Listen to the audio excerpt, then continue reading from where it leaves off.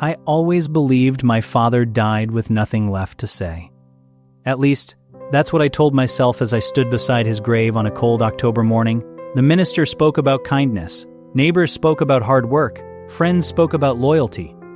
But no one spoke about love, because my father, Robert Walker, never knew how to say the words. For 38 years, I waited to hear him tell me he was proud of me. He never did. When the funeral ended, everyone went home carrying flowers. I went home carrying questions. 3 days later, my younger sister Claire and I returned to our childhood house to prepare it for sale. Every room felt frozen in time. The old clock still ticked in the hallway. Mom's favorite coffee mug still sat beside the sink. Dad's reading glasses rested on the arm of his worn leather chair, exactly where he'd left them. Neither of us wanted to talk. Silence had always been the language of our family. Claire finally looked toward the ceiling. "Can you check the attic?" I nodded. The attic had always been Dad's place. As children, we were never allowed inside. Whenever we asked why, he'd smile and say, "Too much history up there." Back then, we laughed. Now those words felt strangely heavy. The wooden ladder groaned beneath my weight as I climbed toward the dusty space above. Sunlight pushed through a tiny round window, filling the air with floating particles of dust, old furniture, Christmas decorations, boxes covered in faded handwriting. Everything smelled like cedar and forgotten years. For nearly an hour, I sorted through memories disguised as ordinary objects. An old baseball glove, my first bicycle helmet, Mom's sewing machine, photo albums I hadn't opened since childhood. Then I noticed something unusual. Hidden beneath a faded military blanket sat a small cedar chest. It looked different from everything else. Not abandoned, protected, as if someone wanted it found, but only at the right time. I pulled away the blanket. The brass latch still shined. My heart began beating faster. When I opened the lid, there was no jewelry, no money, no family heirlooms, only letters. Hundreds of them, each one carefully folded, each one handwritten, each one never mailed. I picked up the first envelope. Across the front, my father's familiar handwriting read only 2 words. For Ethan. My hands started shaking. Dad had written to me. Why had I never seen these? Why hadn't he given them to me? I carefully unfolded the first page. The opening sentence stopped me cold. "Dear Ethan, if you're reading this, then I failed once again to tell you something face to face." I swallowed hard.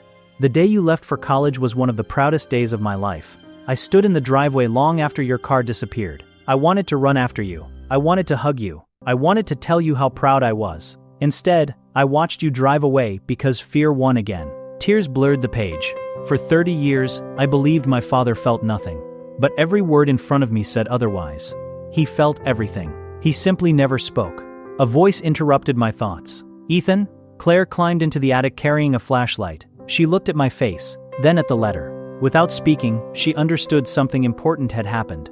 I handed her the page. She read silently, then reached into the box herself. Another envelope. This one carried her name. She opened it. Only seconds later, tears rolled down her cheeks. "Dear Claire, I'm sorry I wasn't at your graduation. You deserved to see me in the front row." I convinced myself that work mattered more. That was a lie. The truth is, I couldn't bear seeing disappointment in your eyes after failing you so many times. So instead of facing my shame, I stayed away. "I'm sorry." Claire sat on an old wooden trunk. I spent 20 years believing he didn't care. I didn't answer, because I wasn't sure what to believe anymore. We kept reading. Some letters were addressed to Mom. Others had dates stretching back nearly 3 decades. One envelope simply read, "Margaret," our mother's name. I hesitated before opening it. Inside, the handwriting looked steadier than before. "Margaret, you think I stopped loving you? I never did. I simply stopped believing I deserved your love." Every conversation became harder than the last. Every apology felt too late. So I stayed silent. Silence became easier than honesty, until silence became our marriage. Claire lowered her head. Neither of us remembered our parents laughing together during the last 10 years of Mom's life. Maybe love had never disappeared. Maybe words had. We continued searching through the cedar chest. Near the bottom, one envelope looked different. It had been sealed with dark blue wax. Across the front, Dad had written, "Do not open until after my death." My heartbeat quickened. Claire whispered, "This must be the reason." I carefully broke the seal. Inside rested only a single page. The handwriting looked weaker, almost fragile. "There is one truth I never told either of you." I continued reading. "The night your mother became sick, I wasn't working late." Claire looked at me. I kept going. "I was with someone else." The attic fell completely silent. Claire stepped backward. "No," she whispered. "No. For years, we had defended our father. Now, everything seemed shattered. She turned away. I can't do this. She walked downstairs, leaving me alone with the letter. For several minutes I couldn't continue. I was terrified the next sentence would destroy every memory I still had. Finally, I forced myself to read on. The person I was with wasn't another woman. I stopped breathing. His name was Daniel. He served beside me in the army. He called me that evening because he planned to end his life. I drove to him without thinking. I stayed until sunrise. By the time I reached the hospital, your mother had already been admitted. She never blamed me. I blamed myself every day afterward. My eyes filled with tears. Dad hadn't betrayed Mom. He had tried to save a friend's life. But in doing so, he missed the moment our family needed him most. And he never forgave himself. The final paragraph read, "If you're reading this, it means I ran out of time. Don't waste yours. Tell people you love them while they're still here."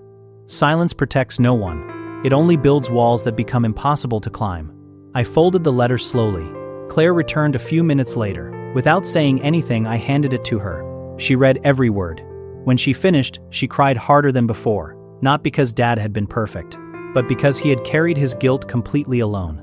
The next morning, we visited his grave. The wind moved gently through rows of autumn leaves. Claire placed a small bouquet beside the headstone. I placed the final letter underneath it. "I wish you'd said these things when you were alive," I whispered. For a long moment, nothing moved. Then Claire quietly smiled through her tears. Maybe he finally did. We stood together in silence. But this time, it wasn't the kind of silence that separated people. It was the kind that healed them. I still keep those letters. Sometimes I read them when life feels too busy. Sometimes I read them after arguing with my own children. Every time, I'm reminded of one simple truth. Love doesn't disappear because it goes unspoken, but lives can be changed forever when words are left unsaid. So tonight, before you go to sleep, call someone you love, say the words. Because unopened letters can wait in an attic forever, people can't.